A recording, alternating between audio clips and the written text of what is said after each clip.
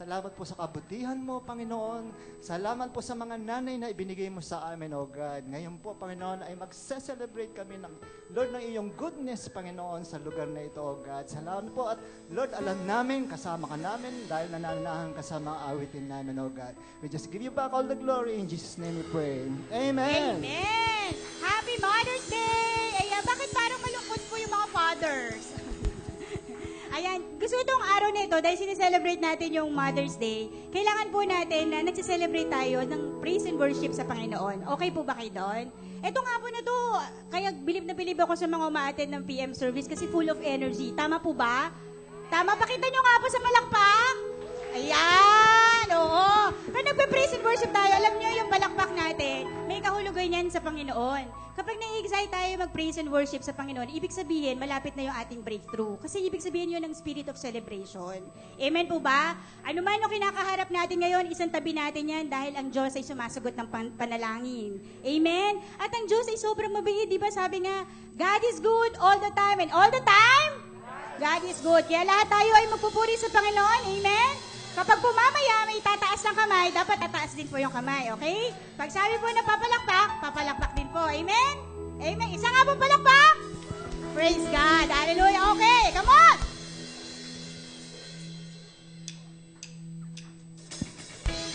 Yes! Magpo-concert tayo ngayon para sa Panginoon. Yeah! Woo!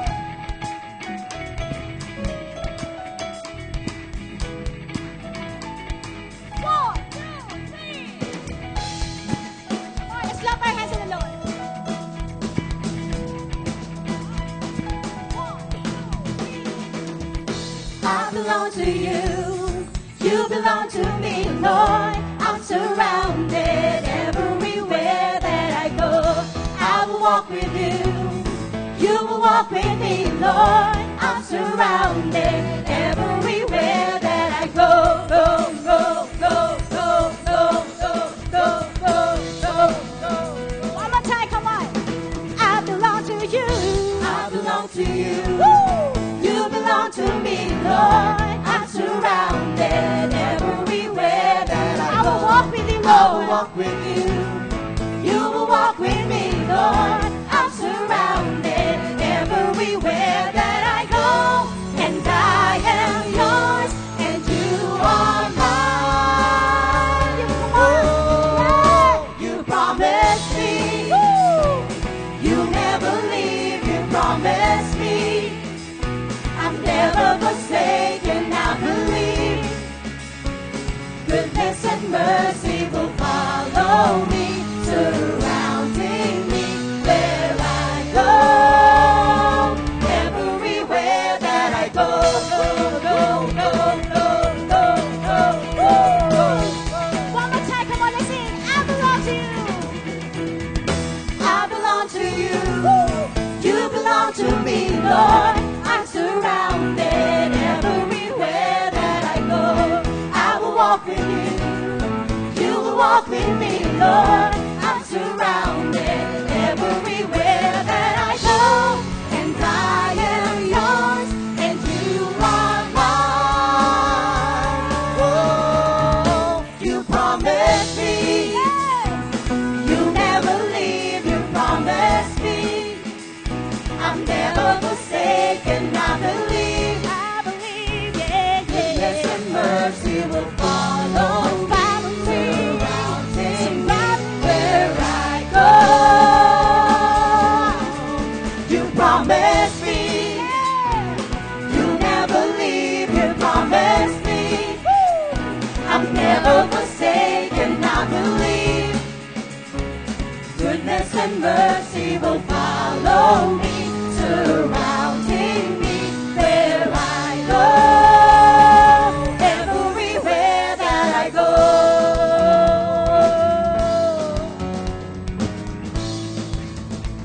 You're surrounding me Hallelujah. everywhere that I go. You, Lord, are a shield about me, God. You, Lord, are a shield about me. Everywhere, everywhere that I go. You, Lord, our shield about me. Everywhere, everywhere that I go, you, Lord, our shield about me. Everywhere, everywhere that I go, your grace and love surround me. Everywhere, everywhere you promise me. Yes, Lord. You never leave, you promise me. Woo! I'm never forsaken, I believe. Goodness and mercy will follow me, surrounding me where I go. You promise me, yes, you will. You'll never leave, you promise me. Woo! I'm never forsaken, I believe. Goodness and mercy will follow me, surrounding me where I go. Where I go. Where I go. Everywhere that I go. Yeah! God is good all the time. Naniniwala ba kayo doon, mga kapatid? Woo! Come on, let's clap our hands to the Lord. You are good all the time. You are good all the time, all the time. You are good, you are good all the time, all the time. You Come on, are say you are good, good. you are good all the time, all the time. You are good, you are good all the time, all the time. You are good.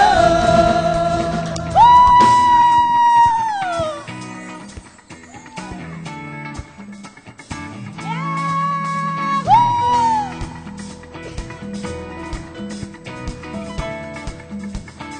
One, two, three. Whoa, whoa, whoa, whoa, whoa, whoa, whoa,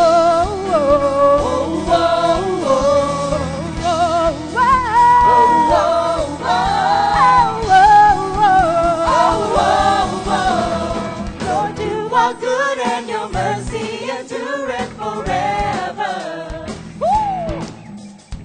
Lord, you are good and your mercy endureth forever. One more time, Lord, you are good. Lord, you are good and your mercy endureth forever. For the last time, Lord, you are good.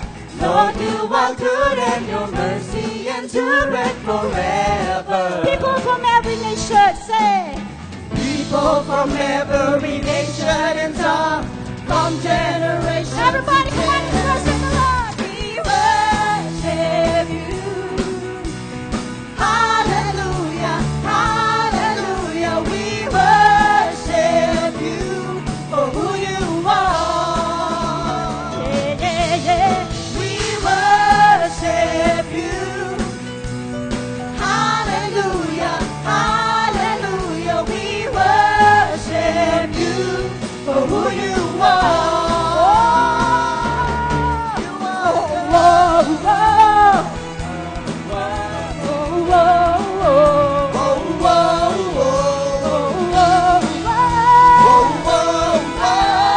One more time, Lord, you are good. Lord, you are good and your mercy endureth forever. Come on, church, let's all say, Lord, you are good. Lord, you are good and your mercy endureth forever.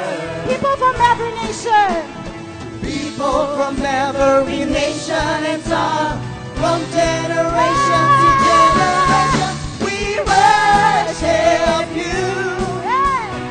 Hallelujah, hallelujah, we worship you for who you are. Come on, let's raise our hands to God, say, We worship you. Hallelujah, hallelujah, we worship you for who you are. You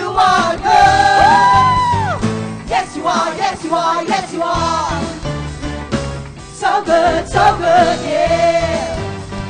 Yes, you are, yes, you are, yes, you are. You are good all the time.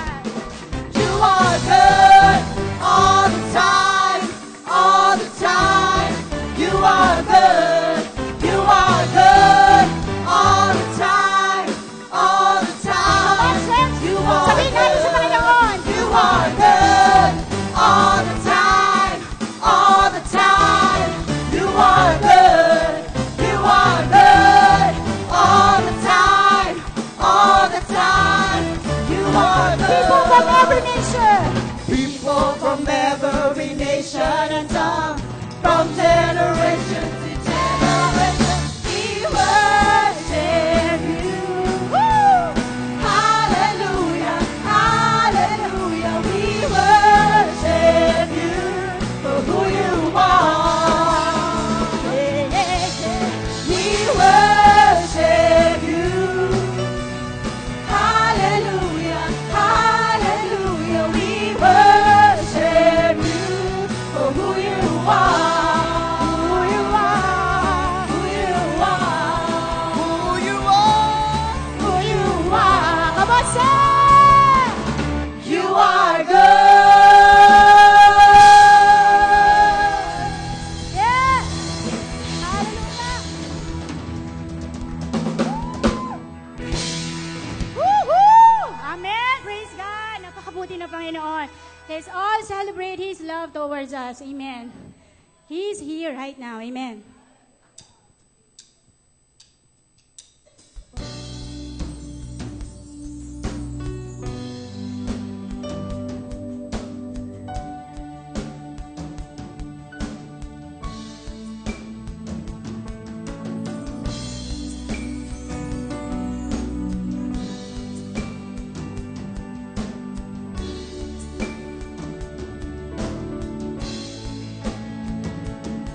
Higher than the mountains that I face, stronger than the power of the grave, causes through the trial and the change. One thing remains. One thing remains. Your love never fails, it never gives up, it never runs out on me. Your love never fails, it never gives up, it never runs out on me. Your love never fails, it never gives up, it never runs out on me. Your love, it goes on and on and on. On and on and on and on it goes. For it overwhelms and satisfies my soul. And I never ever have to be afraid. One thing remains. Your love never fails, it never gives up, it never runs out on me. Your love never fails, it never gives up, it never runs out on me. Your love never fails, it never gives up, it never runs out on me. Your love. It goes on and on and on. Hallelujah. Come on, sing. On and on and on and on it goes. For it overwhelms and satisfies my soul. And I never ever have to be afraid. One thing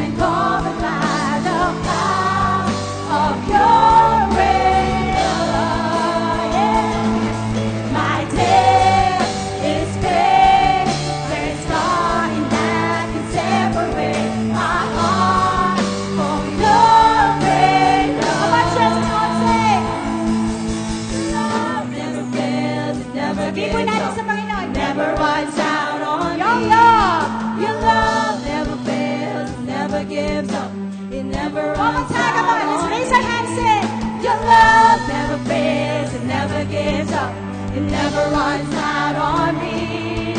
Your love, yes, Lord, your love never fails, it never gives up, never runs out on me. Your love never fails, it never gives up, it never runs out on me. Your love never fails, it never gives up, never runs out on me. Your love, yes, your love that just goes on and on and on, on and on and on and on and on. For it overwhelms and satisfies my soul, and I never ever have to be afraid. One thing remains. Your love never fails, it never gives up, never runs Yan ang pagmamahal ng out on Panginoon. me. Your love never fails, Sabihin it natin sa never Panginoon. gives up, Uwitin natin sa never Kanya. runs out on me. Come on, let's raise our hands to Your God. love never fails, Say to it the never Lord. gives up, it never runs out on me. Your love. One more time, come on, church. One more time, church. One more time. Your love, sing. Your love never fails, it never gives up, it never runs out on me. Praise the Lord. Your love never fails, it never gives up, it never runs out on me. Your love never fails, it never gives up, it never runs out on me. Your love. Come on, church. Let's all celebrate the love of God. Your love never fails, it never gives up, it never runs out on me. Yes, Lord. Your love never fails, it never gives up, it never runs out on me. Your love never fails, it never gives up, it never runs out on me. Your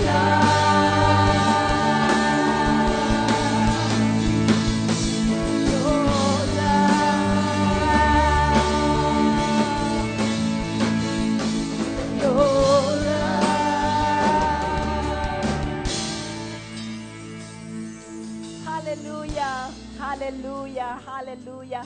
Sabi mo sa Panginoon, maraming salamat, Panginoon, na ang pag-ibig mo ay hindi sumasablay.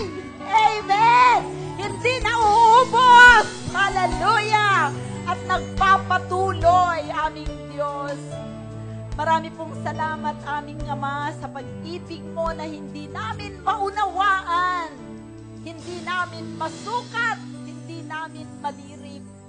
Kahit kami ay sablay, kahit kami ay hindi tapat, patuloy mo kaming iniibig at patuloy mo kaming minamahal. Salamat po sa iyo, Panginoon, sa araw na ito. Lord, kami ay narito upang ikaw ay sambahin, pasalamatan, Panginoon, papurihan sa walang hanggang, Lord, paggabay mo at pag-ibig mo sa bawat isa sa amin, sa aming mga pamilya, sa aming mga anak, O God. Napakabuti mo sa aming lahat, O Diyos. Tunghayan mo ang mga anak mo na naririto, lalo na ang mga nanay, sa kanilang espesyal na araw, O God. Dalangin ko na bigyan mo sila ng espesyal na biyaya. Panginoon, ang mga prayer request nila ay tugunin mo sa araw na ito, Panginoon. Marami pong salamat sa aming pag-aaral ng iyong salita, O Diyos. Buksan mo nga ang aming mga puso, ang aming mga pangunawa, na Lord, maunawaan namin ang mensahe mo at ito ay maiuwi namin upang magbago ng aming buhay ng pabuti, upang kami ay, Lord, Panginoon, makaabot sa kalwalhatian mo, O Diyos. Salamat po sa pagkasi mo. Salamat sa pagbisita mo sa bawat isa sa amin sa oras na ito. Ito ang aming dalangin sa ngalan ni Jesus. Ang lahat ay magsabi ng Amen and Amen. Palakpakan natin ang ating Panginoon. Mukhang matamlay ang mga nanay. Pwede po bang malaman kung meron po tayong mga bisita ngayon? May panauhin po ba tayo? May bisita ba tayo? Praise the Lord, hindi tayo nasiro, no? Glory to God. Pwede na po tayong makaupo. Ayan. Unang-una, Happy Mother's Day po sa mga katulad kong mga nanay. Nagdiriwang ba kayo? Sino dito ang walang nanay? Lahat tayo may nanay, di ba? Kung hindi ka man nanay, ikaw ay may nanay. Tama. So, dapat meron kang pararangalan ngayong araw na ito kasi ikaw ang may nanay. Kung ikaw ay walang nanay, wala ka ngayon. Amen. Naalala ba ninyong parangalan ang inyong mga nanay? Ang nanay ko po ay napakalayo. Siya ay nasa Isabela. Pero pagkagising ko kaninang umaga, pagkatapos kong manalangin, siya ay aking tinawagan. At dahil tulog pa, tinext ko na lang siya para hindi ko makalimutan. Amen? So ngayon ay special na araw ng mga nanay at nais ko sa hapong ito, sino ang nandito kaninang umaga? Yan, may mensahe ang Panginoon kaninang umaga. Ang nag-preach ay si Pastora Taiwo, yung kaibigan nating Nigerian.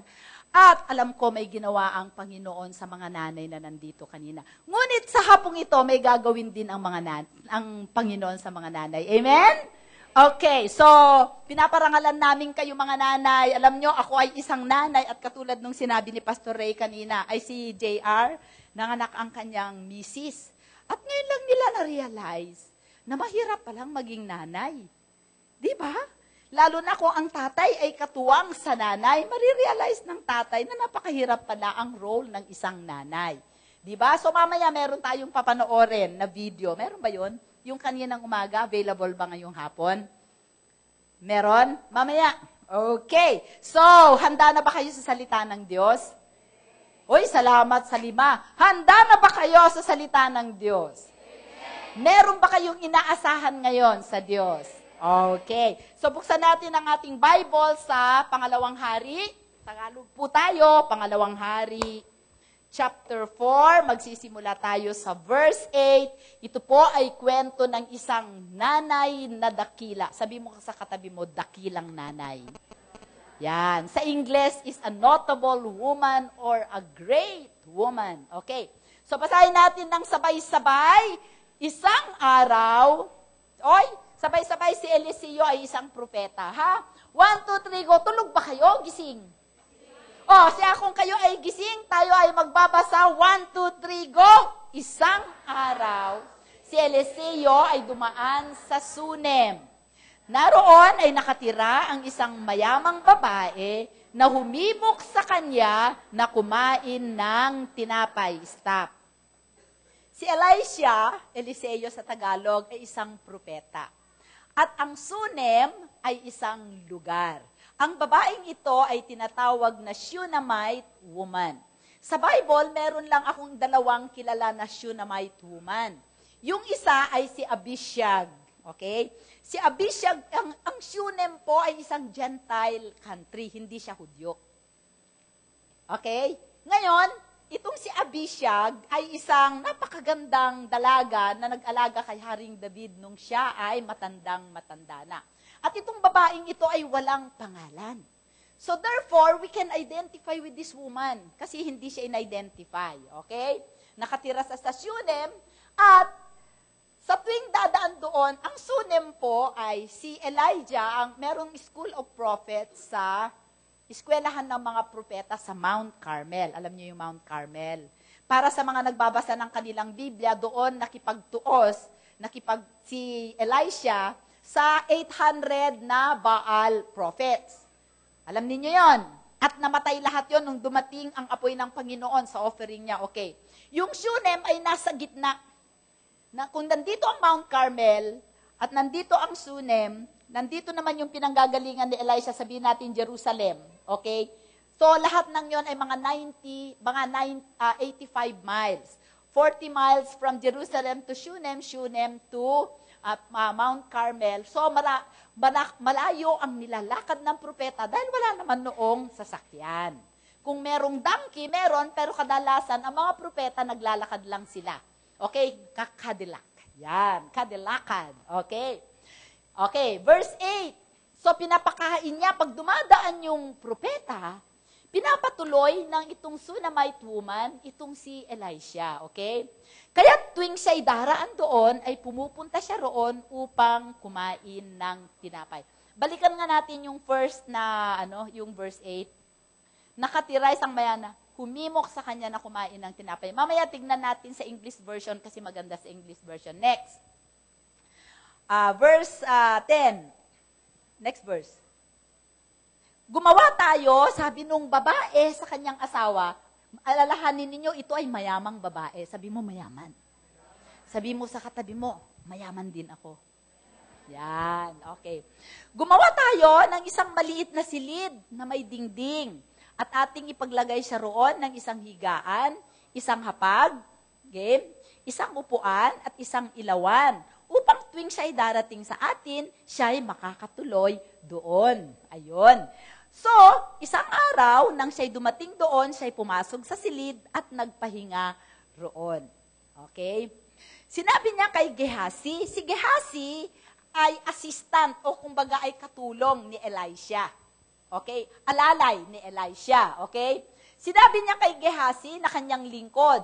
Sabi ni Elisha, ako halimbawa si Elisha, tinawag ko si Gehazi, ang aking katuwang. Okay? Tawagin mo ang sunamitang ito. Nang matawag siya, siya'y tumayo sa harapan niya. Okay? Sinabi niya sa kanya, sabihin mo sa kanya, yamang ikaw ay nag-abala ng lahat ng ito para sa amin, ano nga ang magagawa para sa iyo? Okay? Ibig mo bang ipakiusap kita sa hari o sa punong kawal ng mga hukbo? At siya'y sumagot, ako'y naninirahang kasama ng aking kababayan. Sabi ni Elisha, napakabait ng babaeng ito, napaka-hospitable. Biruin mo, pinagpagawa pa ako ng silid.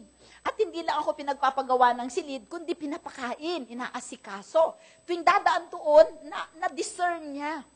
Naaninaw niya na itong taong ito na dumadaan lagi sa bahay nila ay lingkod ng Diyos at ito ay propeta. Ibig sabihin, kung ito ay lingkod ng Diyos, nais niyang pagsilbihan. So, naging hospitable siya. Alam niyo ba, na pagka kayo ay nagbigay ng isang basong tubig sa lingkod ng Diyos, ang gantimpala ninyo ay yung gantimpala ng lingkod ng Diyos na yon? O baka naman lahat magdala ng tubig dito. Meron na akong tubig. Amen? Okay. So, dahil sa kabutihang loob ng babae, sabi ni Elijah kay Gehazi, sabi niya, tanungin mo nga kung ano ang gusto ng babaeng ito. Dahil sa kabutihan niya, gusto kong suklian. Sabi niya, so, sabi naman tawagin mo siya. Sabi nung si Elijah, dahil ang mga propeta, malalakas sila sa mga hari. Malalakas sila sa mga militar. So sabi niya, gusto mo ba? Mayroon ka bang gustong ihinging pabor sa hari o sa military? Sabi niya. Sabi naman ng babae, sabi niya, wala, kontento na ako dito sa aking mga kababayan. Okay? At nang sinabi, ano ang dapat nating gawin para sa babae? At sumagot si Gehazi. Sa katunayan, siya'y walang anak at ang kanyang asawa ay matanda na. So, wala pala siyang anak. Okay? Next. Kanyang sinabi, tawagin mo siya. Nang kanyang matawag siya, ang babae ay tumayo sa pintuan. Sinabi niya, sa panahong ito, sa pag-ikot ng panahon, ikaw ay yayakap sa isang anak na lalaki. Okay? Amen? So, nag-prophesy siya sa babae. In this time of the year, you will embrace a son. Okay? And then, at kanyang sinabi, hindi Panginoon ko, ikaw na tao ng Diyos, huwag kang magsinungaling sa iyong lingkod. Hindi siya hindi siya makapaniwala na sa kanyang edad, matanda na yung asawa niya, magkakaanak pa siya. Ang babae ay naglihi at nanganak ng isang lalaki ng panahong iyon. In the season of life, alam nyo, more or less, yan ay springtime. Kasi pagka springtime, maraming nabubuhay. Di ba pagka autumn, nalalaglag ang mga dahon, di ba, namamatay. Pagka winter, namamatay lahat, walang green. Pero in the season of life, pagka nabubuhay na muli ang mga halaman at ang mga hayop ay naganganak, sabi ni Elijah, manganganak ka rin. Okay? Okay. Pag-ikot ng panahon, gaya ng sinabi ni Eliseo sa kanya. Isang araw, nang malaki na ang bata, siya'y umalis patungo sa kanyang ama na kasama ng mga manggagapas. Sumama siya sa bukid. At sumama siya sa mga So, ibig sabihin, harvest time. Kanyang idinaing sa kanyang ama, ang ulo ko. At sinabi ng kanyang ama sa kanyang utusan, dalhin mo siya sa kanyang ina. O, tingnan ninyo ang role ng mga nanay dito.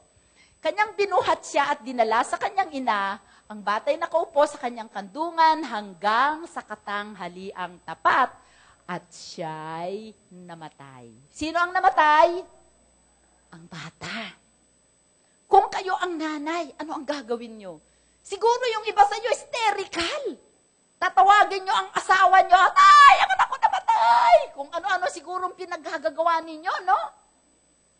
Sige nga, imagine ninyo ang anak nyo, nagdaing lang ng sakit ng ulo, ginarga mo sa iyong kandungan, maya-maya, pagtingin mo, patay na!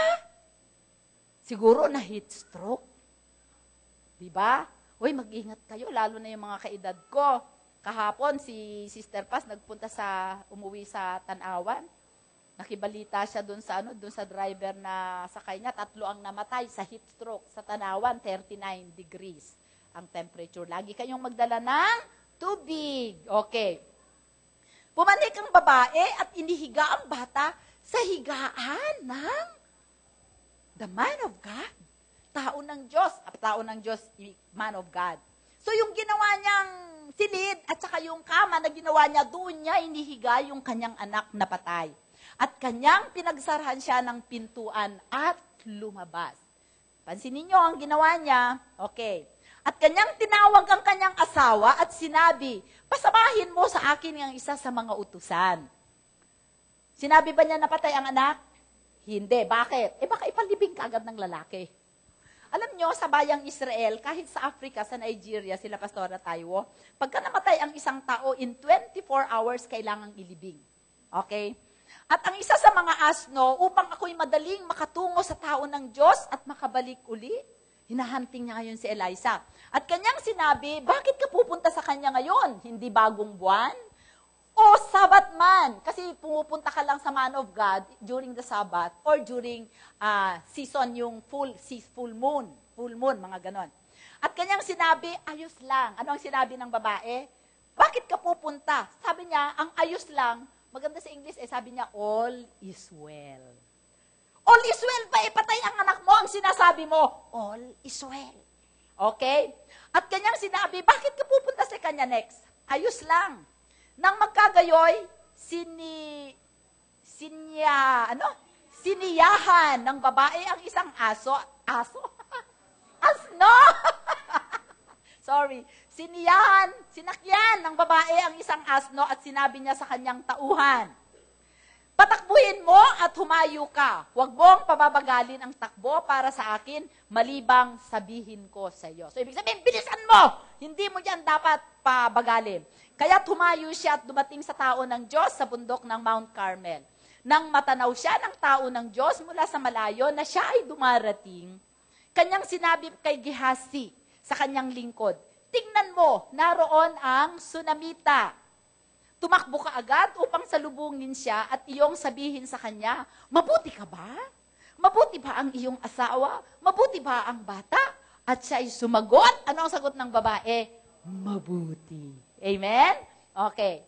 Nang siya ay dumating sa tao ng Diyos sa burol, siya ay humawak sa kanyang mga paa at lumapit si Gehazi upang ilayo siya. Ngunit sinabi ng tao ng Diyos, "Hayaan mo siya sapagkat siya ay nasa mapait na pagkabahala. At ito ay inilihim ng Panginoon sa akin at hindi sinasabi sa akin." So, nung tinanong siya ni Gehazi, nauna yung lingkod, si Gehazi, "Kumusta ka? Kumusta ba ang asawa mo? Mabuti ba ang asawa mo? Mabuti ka ba? Mabuti ba ang anak mo?" Ang sagot ng babae, "Mabuti." Pero nilagpasan niya yung lingkod ng Diyos. Siya ay nagpatira pa at tinawakan ang paa ni Eliseo.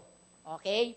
Nang magkagayoy, sinabi niya, "Ako ba'y humiling ng isang anak sa aking Panginoon? Di ba sinabi ko, wag mo akong dayain?" Di ba hindi naman kasi siya humihingi ng anak. Binigyan lang siya, di ba? Ngayon, namatay. Okay? Ang feeling niya, dinaya siya. Bibigyan mo ako ng anak para maranasan ko magkaroon ng anak, tapos ngayon, namatay? Dinaya mo ako. Parang ganun ang sinasabi ng babae. Sinabi niya kay Gehazi, sinabi ni Eliseo kay Gehazi, "Bigkisan mo ang iyong mga balakang, Bakit bigkisan mo ang iyong balakang? Bakit ano ba? Ibig sabihin, meron silang mga tapis na ganyan para hindi makaabala sa kanilang pagtakbo. Kailangan bigkisan nila para hindi mahulog. Siyempre, kung meron kang tapis tapos nahulog, maaabala ka. Ginaganyan mo ng ginaganyan. Habang tumatakbo ka, no? At hawakan mo ang aking tungkod sa iyong kamay. Binigay ni Eliseo yung tungkod niya kay Gehazi. At humayo ka, kung ikaw ay makasalubong ng sino mang tao, huwag mo siyang batiin. At kung ang sino man ay bumati sa iyo, huwag mo siyang sagutin. At ipatong mo ang aking tungkod sa mukha ng bata. Next. At sinabi, so umalis na si Gehazi. At sinabi ng ina ng bata, habang buhay ang Panginoon, at ikaw ay nabubuhay, hindi kita iiwan. Kaya't siya'y tumindig at sumunod sa kanya. Ano ibig sabihin nun? Gusto ng babae, ayaw niyang umalis doon hanggat hindi kasama si Elisha. Amen. Yun ang ibig sabihin nun. Habat buhay ang Panginoon, hindi ako aalis dito hanggat hindi ka sumasama sa akin. Okay? Si Gehazi ay nauna sa kanila at ipinatong ang tungkod sa mukha ng bata, ngunit walang tunog o palatandaan ng buhay. Kaya siya'y bumalik upang salubungin siya at sinabi sa kanya, ang bata'y hindi pa nagigising. Nang si Eliseo ay dumating sa bahay, nakita niyang ang bata ay patay at nakahiga sa kanyang higaan. Kaya siya'y pumasok at sinarhan ang pintuan sa kanilang dalawa at nanalangin sa Panginoon. Pagkatapos, siya'y sumampa at dumapa sa ibabaw ng bata at idinikit ang kanyang bibig sa bibig nito. Nai-imagine nyo, ang nagpauso ng mouth-to-mouth resuscitation, si God. Diba? Pinapungan niya yung bibig ng bata sa bibig niya, yung ilong ng bata sa ilong niya. Okay? Pagkatapos, at ang kanyang mga mata sa mga mata nito, ang kanyang mga kamay sa mga kamay nito, at habang siya nakadapa sa kanya ang laman ng bata ay uminit. Sigurado ko, mamayang gabi, pagka may dumapa sa inyo, iinit kayo. Sorry. Siyempre, may life. At saka walang life, di ba? Okay. Muli siyang tumayo at minsang lumakad sa bahay, na paroot, parito, at sumampa at dumapa sa ibabaw niya. Nung nakita niya umiinit, pero wala pa ring buhay, tama. Uminit lang. Pero indication na may dumadaloy na buhay. So, nanalangin uli si Gehazi. Paroot parito na naman siya, paroot parito. At ang batay, dinapaan niya uli ang bata. At ang batay 7 ulit na bumahin at iminulat ng bata ang kanyang mga mata. Praise the Lord! Amen? So alam nyo na kung paano bumuhay ng patay. Tinawag niya si Gehazi at sinabi, tawagin mo ang babaeng Sunamita. 2 lang silang nasa kwarto, si Gehazi lang at saka ang batang patay. Tawagin mo ang babaeng Sunamita, kaya't kanyang tinawag siya. Nang siya'y lumapit sa kanya, sinabi niya, kunin mo ang iyong anak. Siya'y pumasok at nagpatira pa sa kanyang mga paa at yumukod sa lupa. Pagkatapos ay kinuha niya ang kanyang anak at umalis. Pagpalain ng maraming kapahayagan ang salita ng Diyos na ating binasa at ang lahat ay magsabi ng Amen. Amen. Madami akong gustong i-title sa message na ito. The Faith of a Great Woman or a Mother. Ang pananampalataya ng dakilang ina. Or, pwede rin nating sabihin na, what do you do when your promise dies? Ano ang gagawin mo kung ang pangako sa iyo ng Diyos ay namatay? Amen? So, maraming anggulo na pwede mong tignan ang kwento nito. Dahil ito ay salita ng Diyos, ito ay kinasihan niya ng buhay, at sa hapong ito, meron akong mga bagay na gustong i-point out sa inyo. Sabi po, kung gusto niyo basahin natin sandali, sa English Bible, New King James Version doon sa 2 Kings 4:8. Meron na akong gustong tingnan natin. Now it happened one day that Elisha went to Shunem where there was a notable woman. Sabihin mo, notable woman. Okay. Sa English, sa King James Version, ang notable woman is a great woman. Bakit siya dakilang babae? Alam niyo po, kung ikaw ay babae at ang tingin mo sa sarili mo ay mababa, hindi ka magiging dakila. Amen! Bakit itong babae na ito ay tinawag ng Bible na dakila at ito ay isang ina? So kung titignan mo, isang dakilang ina. Okay. There are reasons why she is a great woman. And she persuaded him to eat some food. So it was, as often as he passed by, he would turn in there to eat some food. This woman is great in wealth. Sabi mo mayaman. Kaya notable kasi kilala sila sa lugar sa Shunem na mayaman sila. Okay? Pero wala siyang anak. Okay? He is great in wealth and in social status. Pangalawa, she is great in discernment. Meron siyang kakayanan na ma-discern. Halimbawa, kung lalapit ka sa kanya, madi-discern kanya kung ano yung gusto mo o ano yung ano ka. So na-discern niya na si Elisha ay lingkod ng Diyos. At kung ito ay lingkod ng Diyos at ito ay pinagpala niya, hindi dahil sa gusto niyang pagpalain, kundi gusto niyang pagpalain ang Panginoon sa pamamagitan ng lingkod na ito. Okay? Hindi lamang siya great in discernment, she is also great in perception.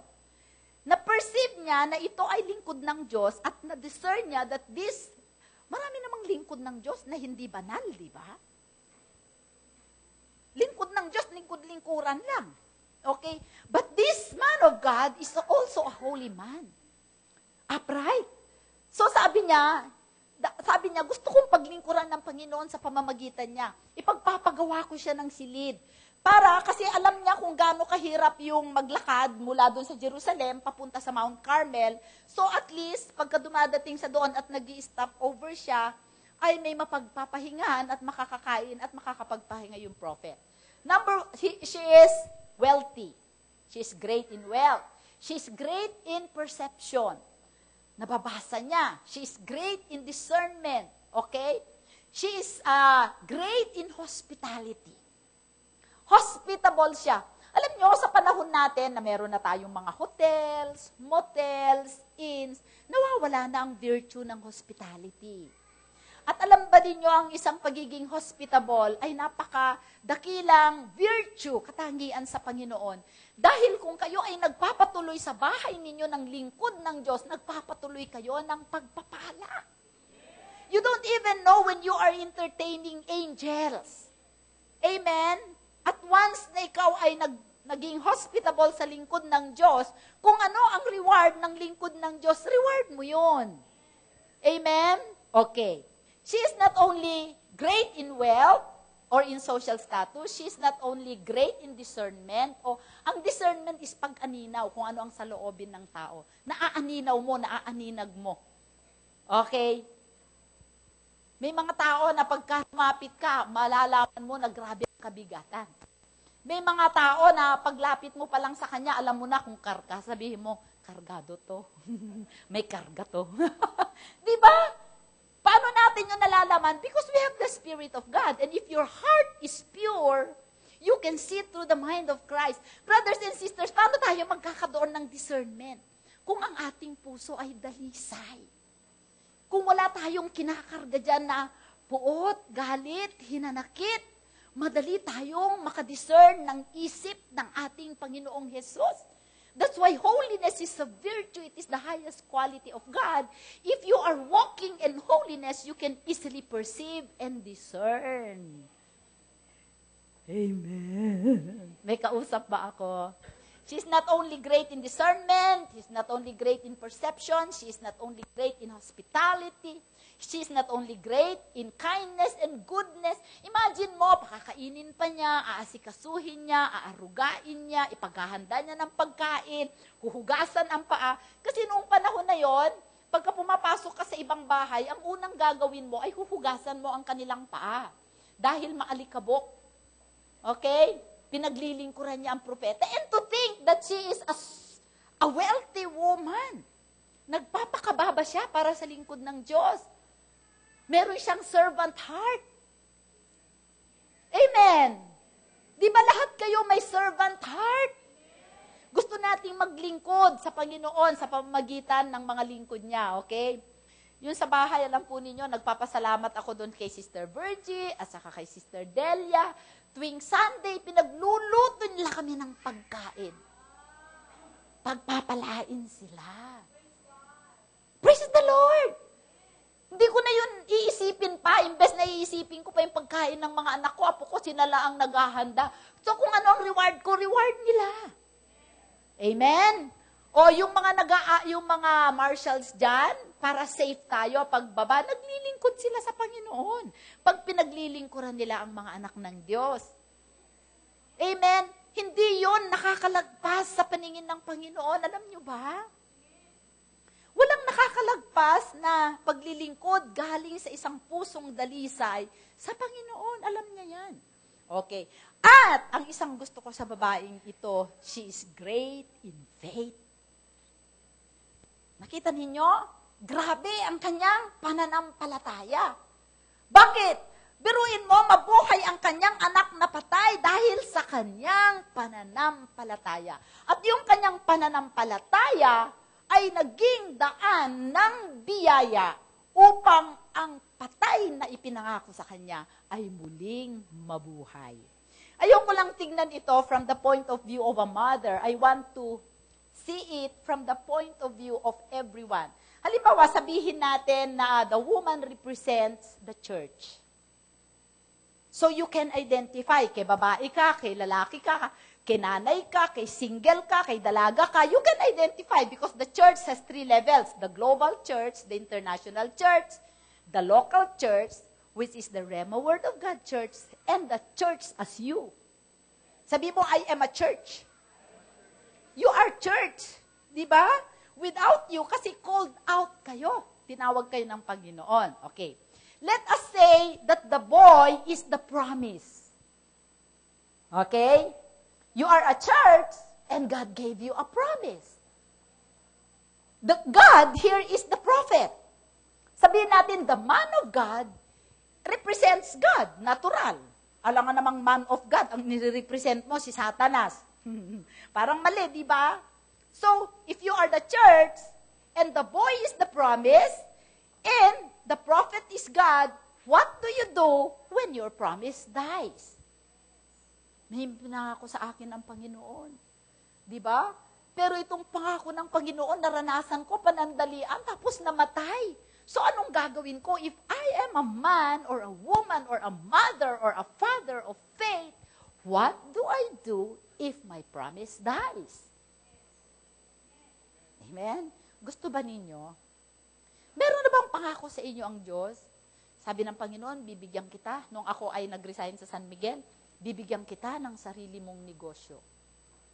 Hindi ko hinayaan na yung pangako na yon, binhi ng salita, ay mabuo at mamatay.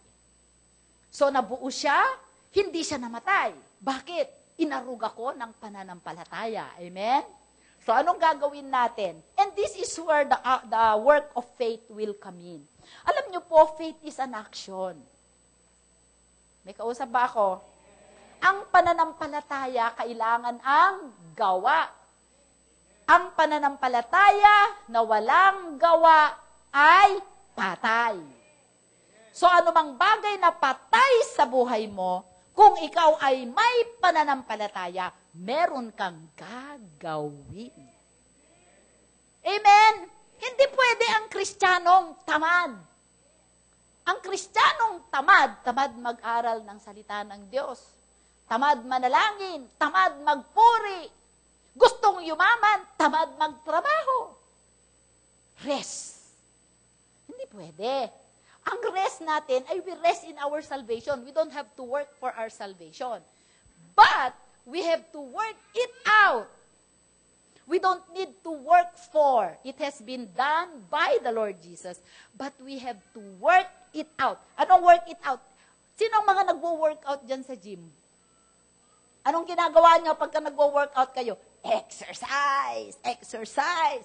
Para pagka namatay ang pangako, sa ka-exercise mo, mabubuhay. Amen? Okay, there are 5 things that, merong 5 bagay na gagawin tayo kung nais natin na gumana ang ating pananalangin at mabuhay muli ang mga pangako ng Diyos sa atin. Tayong mga nanay, wala pang nakaranas sa atin na namatay ang anak natin, tapos, di ba, lungkot ng kwento, no? Pero, ang ending niya maganda kasi nabuhay muli. Okay. So, number 1, what to do when your promise dies? Ito ang pangako na natanggap ng babae, ay magkaroon siya ng anak. At siya ay naging nanay. At bilang isang mabuting nanay, alam niyo po, maraming dapat ngayong araw ng mga nanay, napakarami dating obligasyon ng mga nanay. Naarugan natin ang mga anak natin, pinapag-aral natin, di ba? Yung ibang mga nanay, kulang na lang na kung pwede, sila na ang gumawa ng assignment ng mga anak. Meron akong alam na nanay na ganyan, ayaw mahirapan yung anak, siya na ang gagawa ng assignment.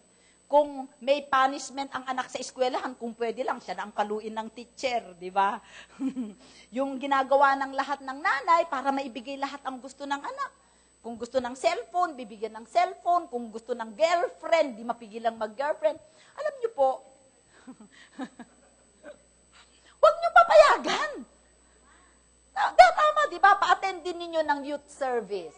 Sino dito ang mga anak ay nagpunta sa Real? Taas ang kamay. O anong nangyari sa mga anak ninyo? Bumait, di ba? Oh, glory to God! Bumait! At kanina, kung nakita lang ninyo ang mga bata, lahat sila naghingi ng Bible. Magde-devotion na daw sila. Sino dito ang first time na halikan ng anak nung nagpunta sa Real? Yun, si Brother Jess. Niyakap at nalikan siya ng anak niya pagkagaling doon. Amen? Alam niyo po, more than yung mga bagay na maibibigay natin sa anak natin, alam nyo kung ano ang pinakamagandang ibigay natin sa kanila, na makita nila kung gaano katatag ang ating pananampalataya. Yun lang ang iba ipapamana mo. Di ba? Di ba?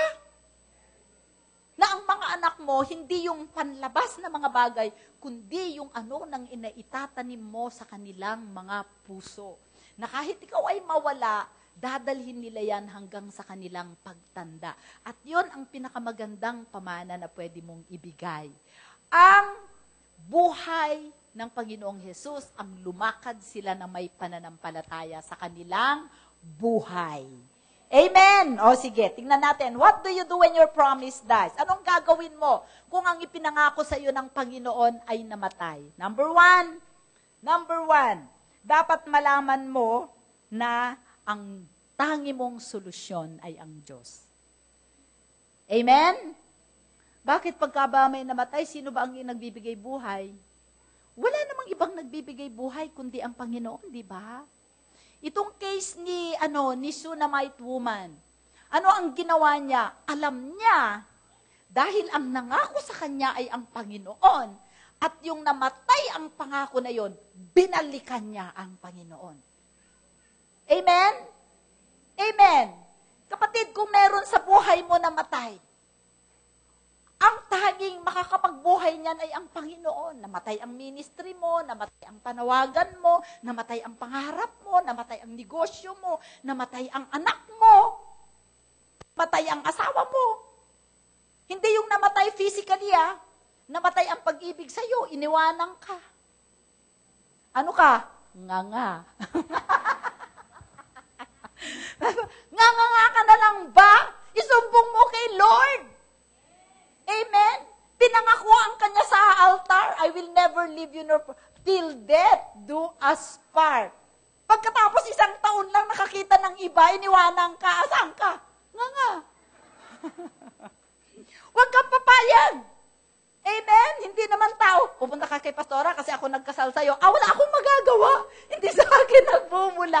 Hindi naman si Elisha represents God. Amen? Your only solution is God. Amen. Unang-unang gagawin mo, itagay mo yan sa isip mo. Kung meron kang may bagay na namatay sa buhay mo, namatay ang karir mo, balikan mo si God. Amen. Oy, may ala akong kausap. Sige. Number 2. Alamin mo kung sino ang dapat mong kausapin, kailan mo kakausapin, at ano ang sasabihin mo. Amen? Kaya natin sinabi na pananampalataya. Brothers, anumang bagay, and sisters, mga nanay, anumang bagay sa buhay mo na nais mong ibigay ng Panginoon sa iyo. The only, ano ba ang tawag natin sa pera? Ano ba yung, para makabili tayo ng mga bagay, anong ginagawit natin? Ano ang tawag doon? Ano ang ginagamit natin? Pera. Kayong mga accountant, ano ang tawag natin? Ha? Tool, yung tool natin para to acquire things. Di ba pera?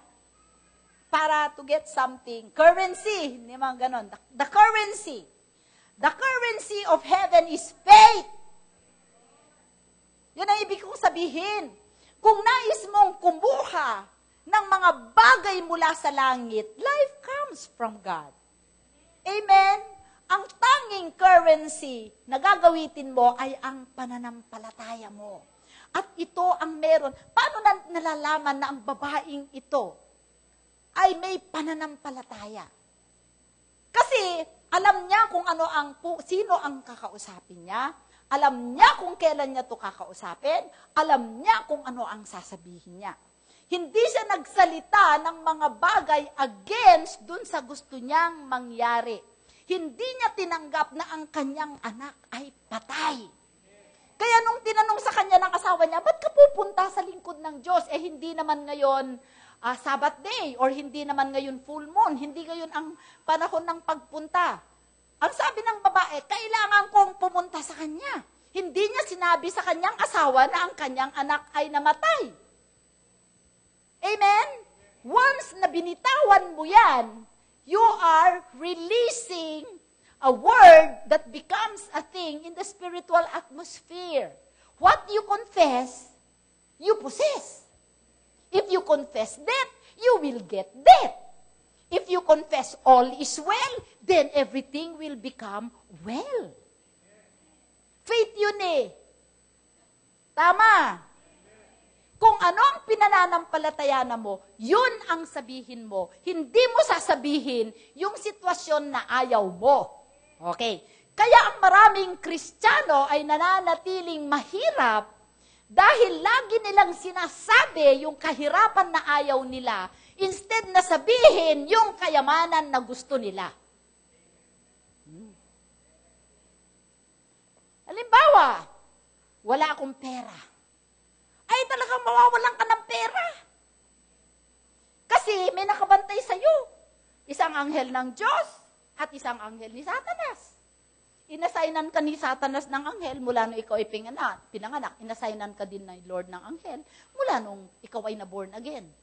Dati ang kasama mo lang, anghel ni Satanas.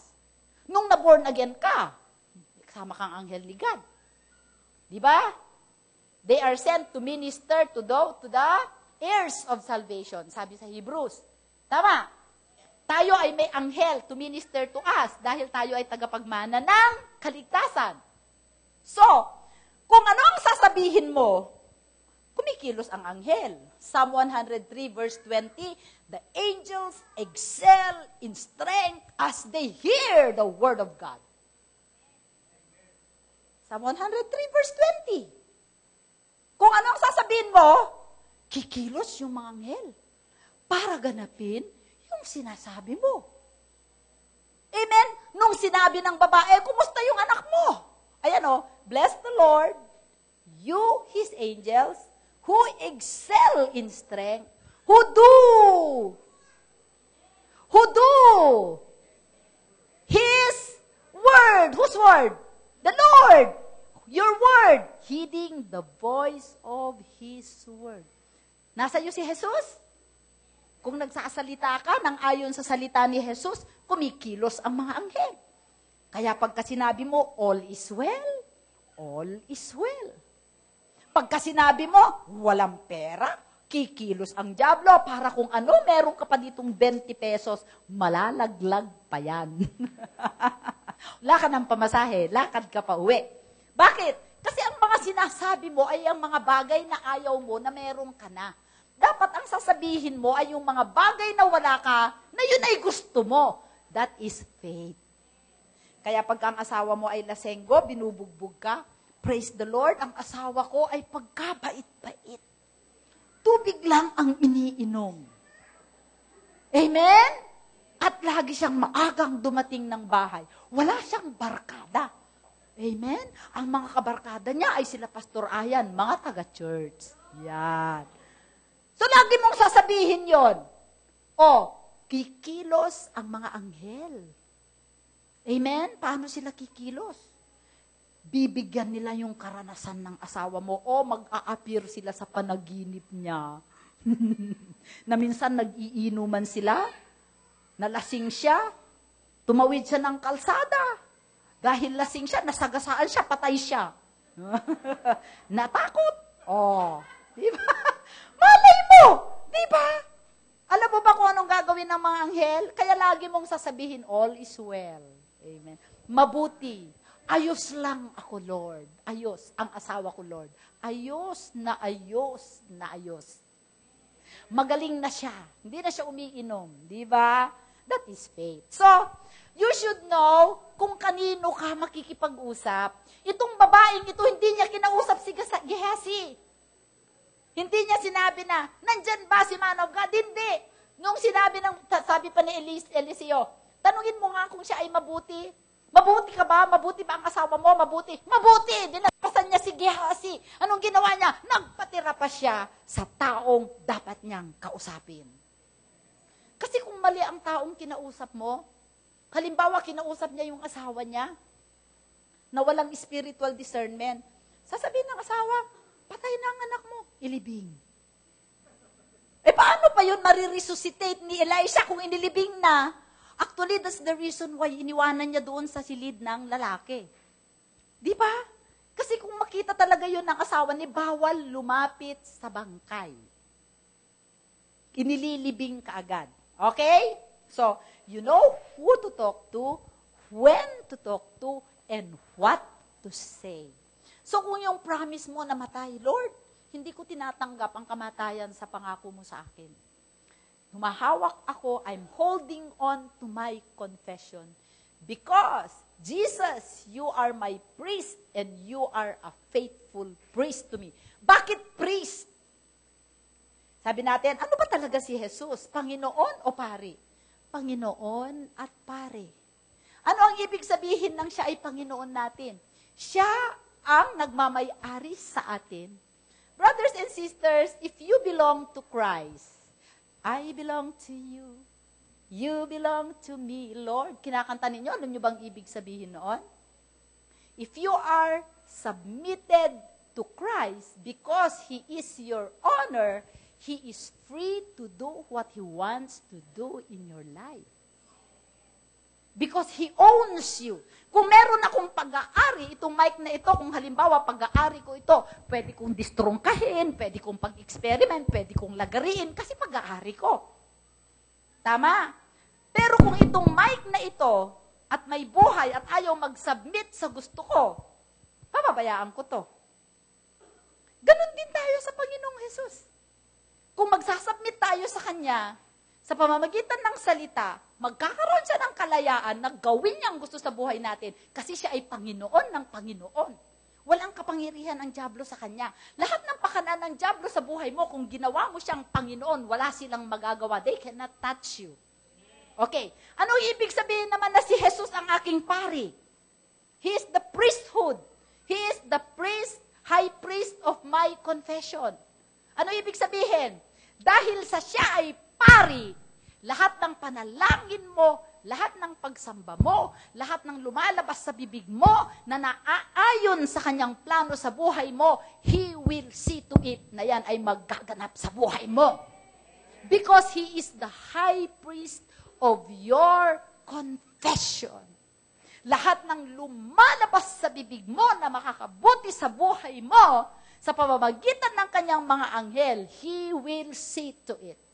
Pero kung ang lumalabas sa bibig mo ay walang pananampalataya, puro negatibo, walang pera, walang trabaho, ang asawa ko, walang kwenta, yung asawa ko, lasenggo, babaero, ay, sister, mamamatay ka na, ganun pa rin ang asawa mo.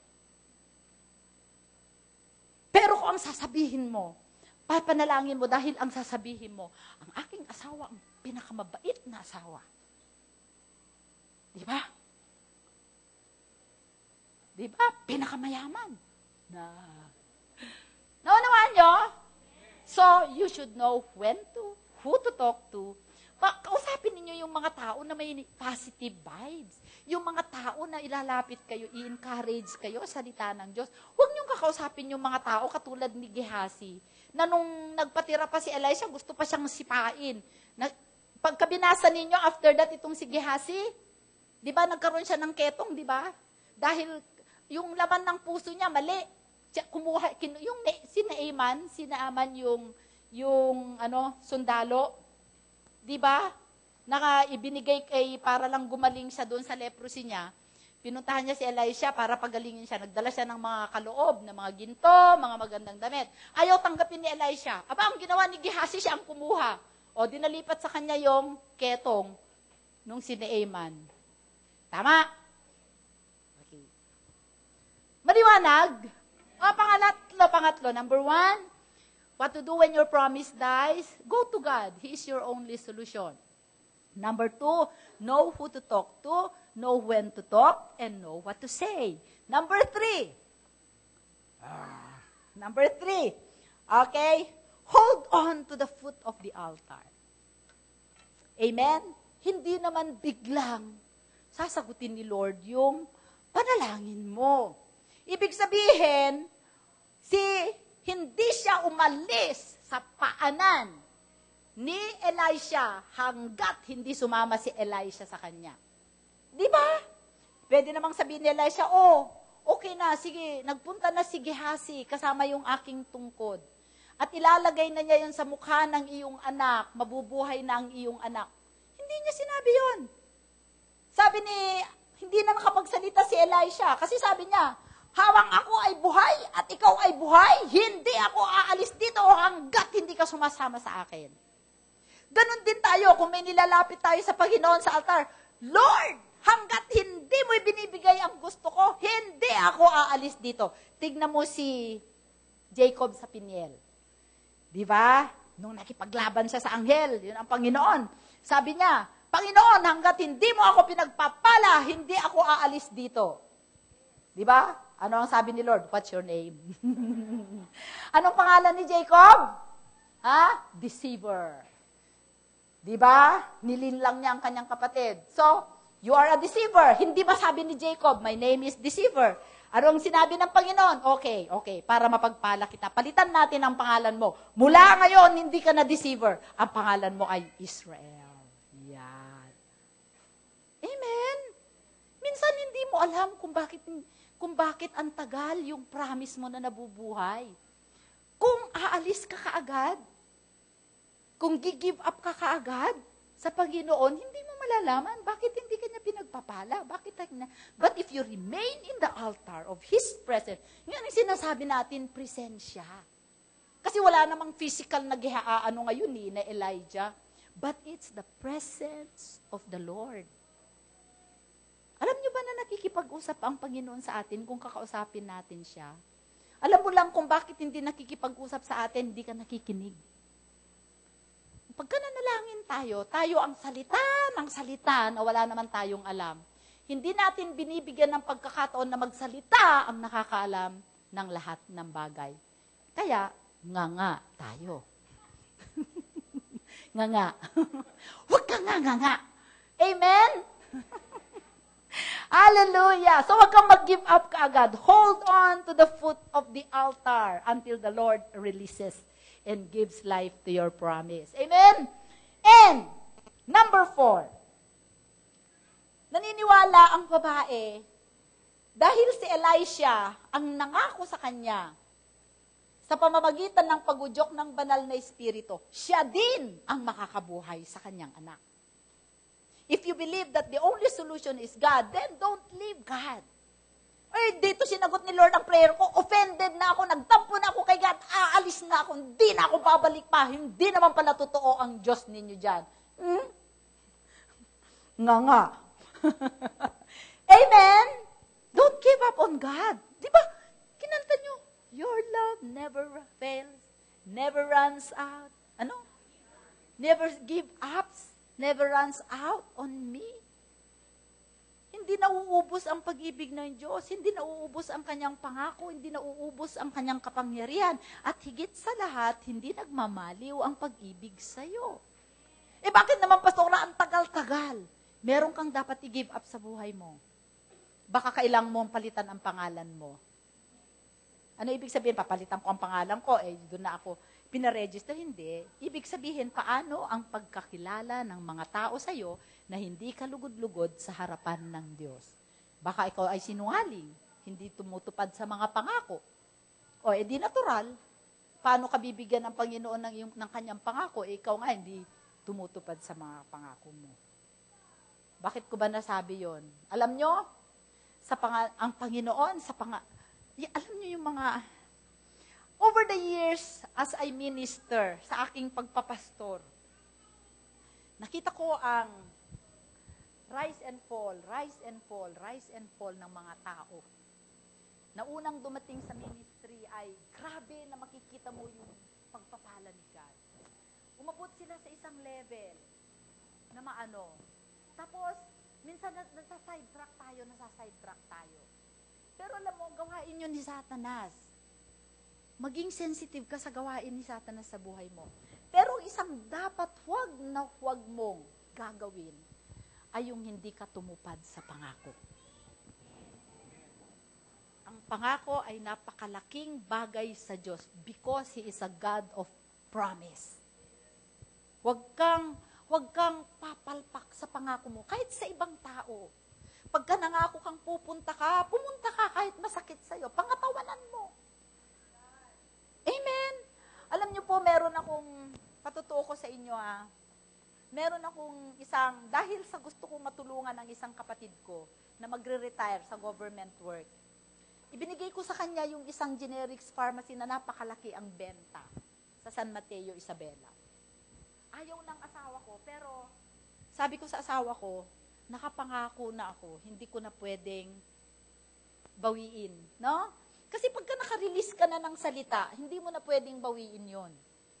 So, sabi ko sa asawa ko, hayaan mo na, kasi nakapangako na ako, ayokong masira ako sa Panginoon. Hindi sa tao sa Panginoon. Ayokong masira ang salita ko sa Panginoon. Alam niyo, ibinigay ko yon kahit nung nalaman ko na ayaw ni Brother Ton, ibinigay ko pa rin. Alam niyo, pinalitan niyo ng Panginoon ng 3. Bakit? Dahil tumupad ako sa aking sinabi. Minsan, may mga bagay na maliliit tayo. Sasabihin natin, Sister, pumunta ka naman sa ko. Sige, pupunta ako, tas hindi ka pumunta. Noong nakasabi mo yun, hindi ako makakapunta, pero gagawa na lang ako ng dahilan. Huwag na huwag niyong gagawin yun. Huwag na huwag. Parang yung nanghiram ka ng isang bagay, pahiram nga ng ano bang may hinihiram ninyo? Libro. Hindi na bumabalik. Pagka bumalik, luray-luray na. Di ba? Di lalo na pagka nanghiram ka ng pera, yan, maraming pumapalpak na Kristiyano dyan. Sister, pahiram. Nung nanghiram, kala mo, wala nang lahat. Ipapangako pagkatapos nun, wala na. Alam niyo dyan, nasisira ang mga Kristiyano. Ha? Isa yun. Eh kung walang-wala, mutang ka ng 10,000, walang-wala ka talaga, pero ang desire ng puso mo ay magbayad. Kung meron kang 50 pesos, puntahan mo, sister, ito lang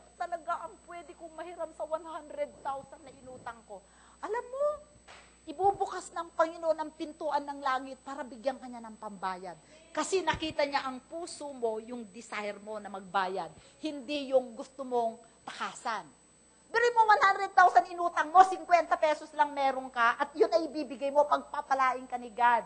Kasi ang ibig sabihin nun, meron kang intention to be true to what you said. Amen? Huwag natin ipagwalang bahala kahit mabait yung tao. Sa mata ng Diyos, hindi yun tama. Okay? Number ano na tayo? 4. Number 4. 4 lang yun eh. Number 1, your only solution is God. Sa Kanya ka pumunta. Huwag kang pumunta sa Bombay. Amen? Huwag kang pumunta kung kani-kanino. Number 2, know whom to talk to. Kilalanin mo kung sino ang dapat mong kausapin. Yung merong mind of Christ, yung merong maibibigay sa'yo. Okay? Na magandang advice. Hold on to the foot of the altar. Pray. Thank God. If you have to fast, fast. Amen? Until push. Ang sabi natin, ano ang push? Pray until something happens. Huwag kang mag-give up. Pang-4 and the last, okay, close yourself in and allow God to do the work. Let God do the work. Don't help God. Amen? So, ano ang ginawa ni Elisha? Sinara niya ang pinto. Sila lang dalawa nung bata. At yung babae hindi nakialam. Hinayaan niya ang Panginoon. Hindi siya nag-frantic doon na nagngangawa. Ano ba ang ginawa ko? Bakit ko pa siya pinasama sa bukid? Dapat hindi ko naman na siya pasamahin. Kalma lang siya. Amen? Bakit? May pananampalataya siya. Meron siyang inaasahan na maganda. Kasi kung ang inaasahan mo ay masama, magngangawa ka.